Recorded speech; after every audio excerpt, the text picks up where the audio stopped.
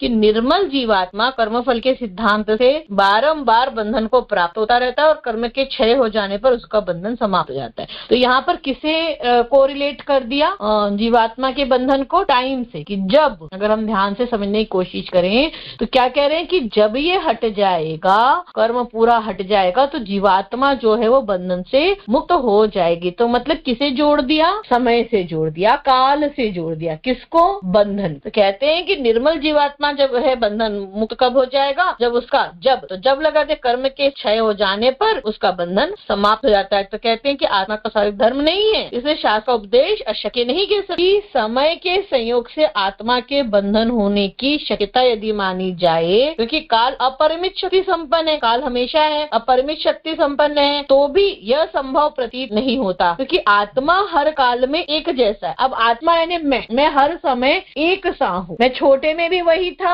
आप बात करोगे तो बोलेंगे ये भी स्वाति, शरीर बड़ा होता जा रहा है, बूढ़ा होता जा रहा है, पर वो मैं जो है वो तो एक ही है ना, वो थोड़ी बदल रहा है, शरीर बदल रहा है। तो यहाँ ये कह रहे हैं कि आत्मा हर काल में एक ही है, एक जैसी ही है, वही है। अलग अलग समय में अलग अलग रूप वाली तो नहीं है कि भाई बचपन में अलग थी अब अलग हो गई। आत्मा तो वही है, मैं तो वही ही हूँ ना। आज मुझे गुरुदेव मिल गए, ज्ञान हो गया थोड़ा सा तो ठीक है, कल मुझे तो भी मैं स्वाति ही रहूंगी, जो मैं हूँ मैं तो मैं ही रहूंगी। भाई ज्ञानी हो जाऊंगी, अज्ञानी हो जाऊंगी, वो तो सारे के सारे बुद्धि के लक्षण है, लेकिन मैं तो वही रहेगा नित्य वाला। ये कह रहे हैं, कहते हैं कि वो चेंज नहीं होता, काल तो उस पर प्रभावी होता है जिसका अस्तित्व कभी है कभी नहीं, आज है कल नहीं है। ये तो उसके ऊपर समय का प्रभाव पड़ता है। जैसे शरीर, आज शरीर है तो हम बोलेंगे आज शरीर है, कल नहीं है, तो समय से कोरिलेट होता है ना। तो आप ये कैसे कह सकते हो कि ये समय से बन रहा है? जीवात्मा कभी मुक्त है, कभी मुक्त नहीं है, कभी बंधन में, कभी बंधन में नहीं है। ये तो मामला गड़बड़ हो रहा है। आपने तो इसको टाइम से कोरिलेट कर दिया, और टाइम का प्रभाव तो उस पर पड़ता है जो कभी है और कभी नहीं। कायदे से तो टाइम का प्रभाव जीवात्मा पर नहीं पड़ना चाहिए, क्योंकि जीवात्मा तो हमेशा है, ऐसी बात आ रही है। तो वो कह रहे हैं कि नित्य और व्यापी आत्मा पर, जो नित्य है यानी परमानेंट है और व्यापक है, ऐसा नहीं कि यहाँ है और वहाँ नहीं, उस पर काल अप्रभावी रहता है, उसे काल का कोई प्रभाव नहीं पड़ता। इसलिए जो काल है यानी जो समय है, जीवात्मा के बंधन या मोक्ष का कारण नहीं हो सकता। तो आप ये कहो कि समय से ऐसा हो जाएगा, एक समय आएगा तो आप मुक्त हो जाओगे, और एक समय ऐसा आएगा कि आप बंधन में रहोगे, तो ये बात गलत, ऐसा नहीं हो सकता। तो कुछ विद्वान नित्य और व्यापी शब्द को काल का विशेषण मानकर सूत्र का अर्थ यह